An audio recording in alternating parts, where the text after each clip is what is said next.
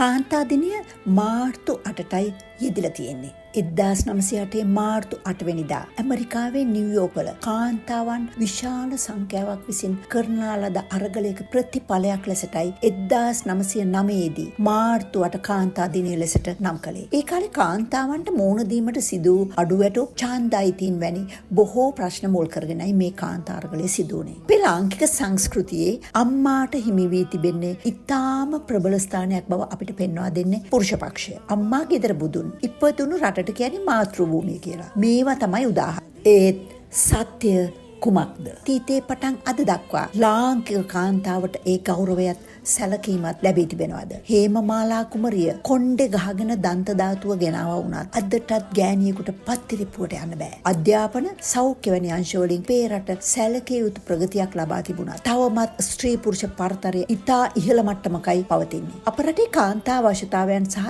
ඒවාට පිළියම් යෙදීම සම්බන්ධව තීරණ ගන්නා බලධාරීන් අතර කාන්තා නියෝජනය අතීතයේ ඉතා වෙරළව තිබුණත් මෙවර පාර්ලිමේන්තුවේ කාන්තා නියෝජනය 22ක් දක්වා ඉහළ ගොස් තිබීම තාමත් විශිෂ්ට ජයග්‍රහණයක් ලෙසට අපිට හඳුන්වන්න පුළුවන්. කාන්තාවන් ඉල්ලන්නේ සම තැන නෙමෙයි, නිසි තැන. අපි බලමු අද දිනේ අපේ රටේ බිරිඳකගේ අම්මා කෙනෙක්ගේ සහ පොදුවේ කාන්තාවගේ භූමිකාව මොකක්ද කියලා. සැමියා ළමයින් සහ වැඩිහිටි දෙමාපියන් පෝෂණය කිරීම, ඔවුන්ගේ සෑම අවශ්‍යතාවයක්ම සැපිරීම, ළමුන් පාසල් ලැබීම, ඔවුන්ගේ ආරක්ෂාව තහවුරු කිරීම වැනි gedara සෑම බරක්ම ඇය නිහඬවම දරා ගන්නවා. අහලා තියෙනවනේ අර කතාව මාරයට බය නැති එකම පුද්ගලයා අම්මා කියලා. ඒකට හේතුව තමයි මාරයා එකක් ගන්නකොට ඇය ලෝකෙට තවත් අලුත් ජීවීන් එකතු කිරීම. ඒ වගේම දරුවන් ඉදිරියේ නැගී සිටින අම්මා කෙනෙක් යකෙකුටවත් බය නැති බව අපි කවුරුත් අත්දැකීමෙන් දන්නවා. ඒ තරම්ම ප්‍රබල පෞරුෂයක් ඇයට තියෙන්නේ. මවක බිරිඳක පෙම්වතියක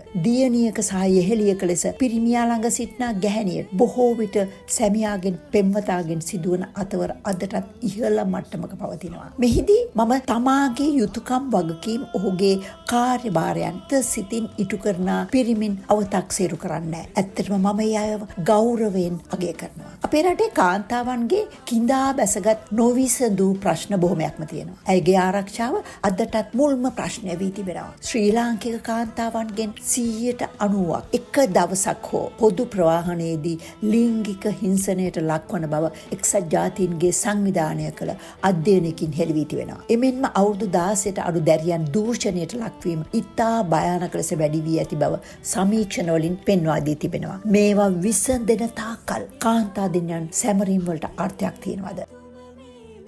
අපි කාටත් මතු පිටින් පේන්නේ ගැමි ගැහණියගේ තත්ත්වය නාගරික ගැහණියගේ තත්ත්වයට වඩා දුෂ්කරයි කියලා. ඒත් නාගරික ගැහණියට සිදු වෙලා තියෙනවා ගැමි ගැහණියටත් වඩා ආර්ථික වගකීමට කරට කර අත ගහන්න. ලක්ෂාන්ත අතුකෝර කියන අපූර්ව කවිය ලිව්වා වැඩ ඇරි වැඩට යන ගැහණිය කියලා. මේ බොහෝ විට දියුණු වෙමින් පවතින විශේෂයෙන්ම ආසියාතික රටවල තිබෙන ප්‍රශ්නයක්. බටහිර රටවල කාන්තාව සහ පුරුෂයා සමව වැඩ බෙදාගෙන වැඩ කරනවා. අනික අදටත් ලාංකික කාන්තාවන් රැකියාවල යෙදී සිටින්නේ සංස්කෘතිකව තෝරාගත් ශේෂ්ත්‍රයන්හි පමණයි. නමුත් බටහිර රටවල කාන්තාවන් පිරිමින් මෙන් කරට කර සෑම ශේෂ්ත්‍රයකම යෙදී සිටිනවා. බස් රථ, දුම්රිය සහ හිම වාහන රියදුරන්, ප්‍රධාන විධායක නිලධාරි තනතුරු, ඉංජිනේරුවරියන් මේවට උදාහරණ.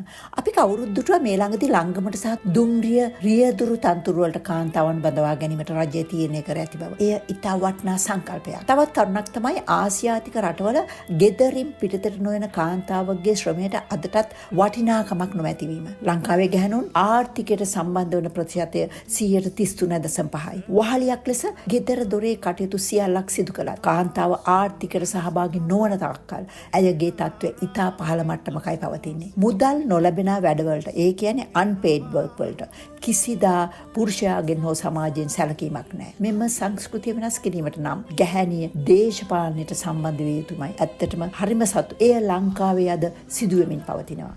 ලංකාවට වැඩිම ආදායමක් සපයන අංශ 3ටම පණ දෙන්නේ ලාංකික කාන්තාවන්. මැද පෙරදිග ගෘහ සේවයෙන්, ඇඟලුම් හල් වලින් සහ තේ දරු නෙලීමෙන්. කාන්තාවන්ගේ ජනගහන ප්‍රතිශතය 52%යි. ඒත් කාන්තාවන් අදටත් දෙවෙනි පුරවැසියන්. ඒ වගේම ජීවන මට්ටම ගත්තාම ඇය ඉන්නේ පතුලේ. හැම අතින්ම කාන්තාව තමයි වැඩිපුරම සූරාකෑමටපත් වෙන්නේ. ලෝකෙ දිහා බැලුවම කාන්තා අගමැතිනීන් සිටින රටවල සහ සිටිය රටවල සංවර්ධනය ඉතාමත් ඉහළින් තිබෙන බව අපට පේනවා. තියෙනවා. උදාහරණ ලෙස පින්ලන්තය, ඩෙන්මාර්කය, නවසීලන්තය, ජර්මනිය සහ ස්ලෝවැකියාව ගන්න පුළුවන්. ඒකේ පෙන්වන්නේ කාන්තා පරිපාලනයේ ප්‍රායෝගිකත්වය සහ සංවර්ධනය අතර ලොකු සම්බන්ධයක් තිබෙන බව නේද? ඉතාමත්ම වටිනා සේවයක් වන ලෝක සෞඛ්‍ය සේවා බලකායේ 70%ක්ම කාන්තාව. දකුණේ හිටපු වීර කාන්තාවන් වන විහාර මහදේවි ගජබන් නෝන්ලාගෙන් මේ කාන්තාවන් පැවතෙන්නේ. අපිට ලෝක ඉතිහාසයෙනුත් මේට හොඳ උදාහරණ තියෙනවා. 1789 ප්‍රංශ විප්ලවයේදී ආහාරවල අසීමිත මිල ගණන් සහ දුර්භික්ෂයක බිය නිසා කාන්තාවන් 60000ක් පාරට බැස්සා. ඒ වගේම 1871 දී ප්‍රංශ කොමුයුනේදී කාන්තාවන් ඉෂ්ට කළේ ඉතා බාරදූර කාර්යභාරයක්. ලාංකික කාන්තාවන් වන අපිට මේ කාන්තා නැගිටීම් වලින් මහඟු ආදර්ශයක් ගන්න පුළුවන්. විශේෂයෙන්ම අපිට කාන්තා අගමැතිනියක් අද ඉන්නවා. ලංකාවේ විවියන් ගුණවර්ධන වැනි කාන්තාවන් වෙනුවෙන් හඬ නැගූ උදාර කාන්තාවන් මෑත ඉතිහාසයේ සිටි බව අප මතක තබා ගත යුතුමයි. අඩුම ගන්නේ කාන්තාවන්ට එක දිනයක් හෝ දීම සම්බන්ධව මම සතුටු වෙනවා. නමුත් මවක්, බිරිඳක්, සොහොයුරියක්, දියණියක්, යෙහෙලියක් ලෙසින් ජීවන ගමනේ විවිධ අවස්ථාවල පිරිමියා ළඟ සිටින සහ මිනිස් ජීවේ මූලාශ්‍රය වන ඇයට දින 365කින් එක දිනයක් දීම සාධාරණද? මේ ගැන හොඳට හිතලා බලන්න.